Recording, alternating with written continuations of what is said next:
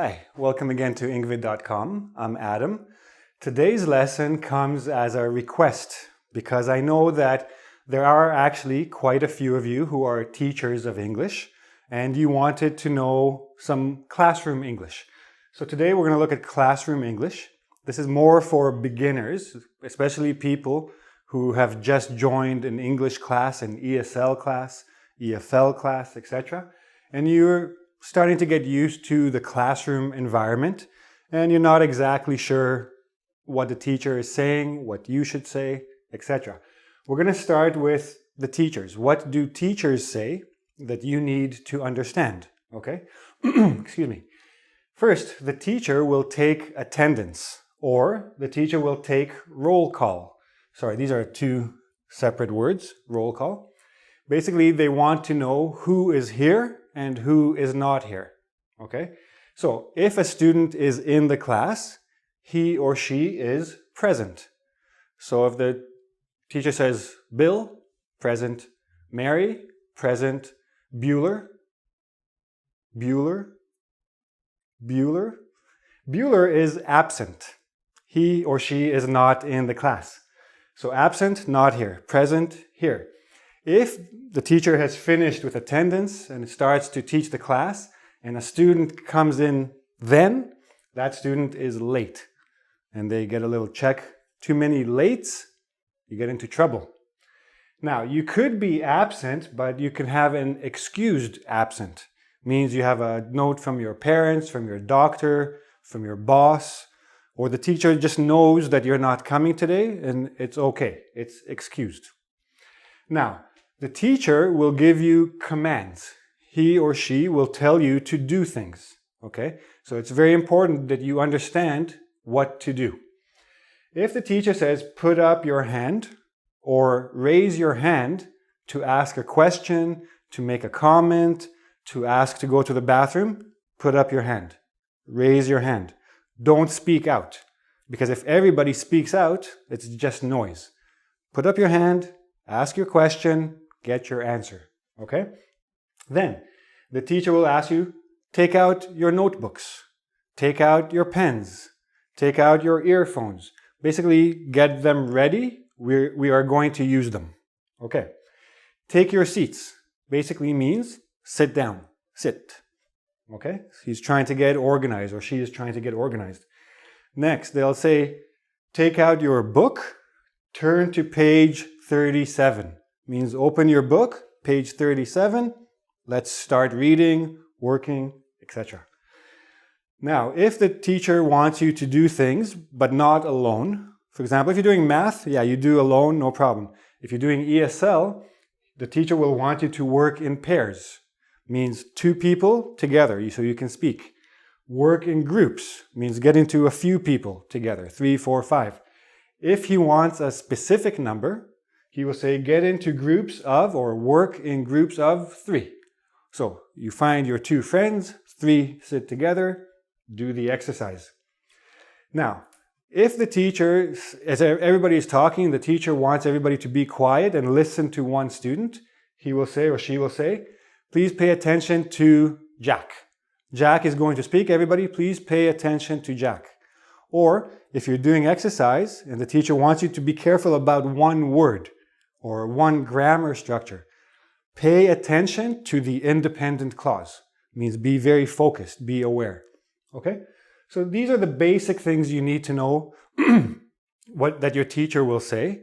Now, you're the student, you have questions or you don't understand something. What are you going to say or what are you going to ask?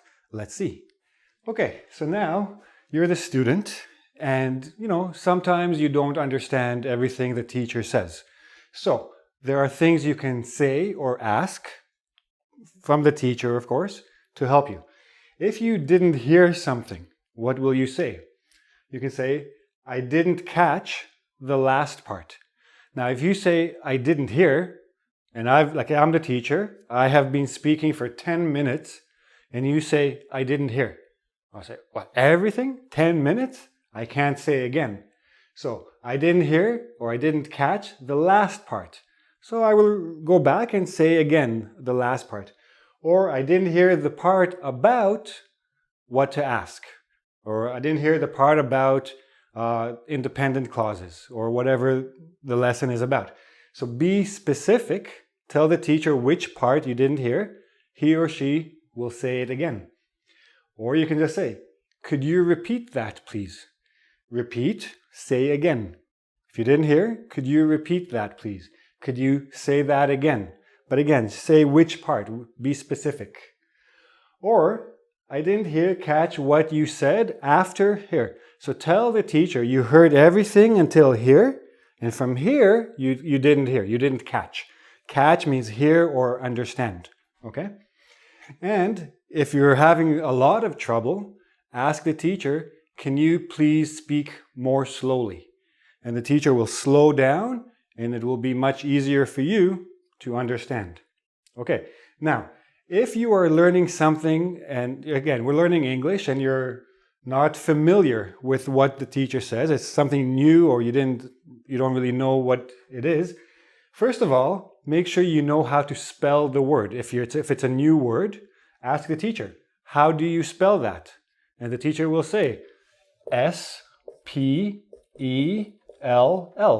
spell. Okay, how do you spell that? Now, if you don't know the meaning of the word, and the teacher just continues speaking, put up your hand, say, I'm sorry, what does this word mean? And the teacher will explain to you. Now, if you're learning in another country, you're learning EFL, English as a foreign language, you can say, how do you say this word in your language? If you're learning in Japan, how do you say spell in Japanese? How do you say spell in Spanish? How do you say spell in any language? And what is this word in Japanese? What is spell in Japanese? So these two basically mean the same thing. By the way, these marks means same as what was above, just so we know. What is the word in your language if you're learning outside? If you're learning in Canada, for example, and you say, how do you say this word in Spanish? I don't know. I don't actually speak Spanish. I wish I spoke Spanish. I will learn one day, but for now, I don't. So you have to be careful, okay? And finally, if you need a bit more information, you want the teacher to explain a little bit more, maybe you understand or you heard, but you're not really sure. So you can always ask for more specifics. Can you use this word in a sentence? So for example, you heard the word, you understand the word, but you're not sure how it would fit in a sentence, how to use it. Ask, can you use it, like for the teacher, can you please use this word in a sentence so I can see how it works? Or can you give me, or can you give us, the class, an example of this? Okay, so for example, the teacher taught you about some new technology. You understand, but you want to see in real life what this means. So you want examples of things that use this technology. So you ask. Now, this is everything you need to know. Teachers, students, entering the classroom. But the most important thing you need to remember, if you don't understand something, ask. There's no such thing as a bad question or a stupid question or you're not sure about. If you're not sure, ask. The teacher will be happy to tell you the answer. He or she will be happy to repeat a few times until you understand. I'm sure that your classmates, other people in the class, they also have questions, but they're too shy to ask. You ask. You get the answer, you move on, okay? Go to ingvid.com if you have any questions for me. Write them in the comment box, I will answer them. Do the quiz, make sure you understand everything, and come back again to ingvid.com.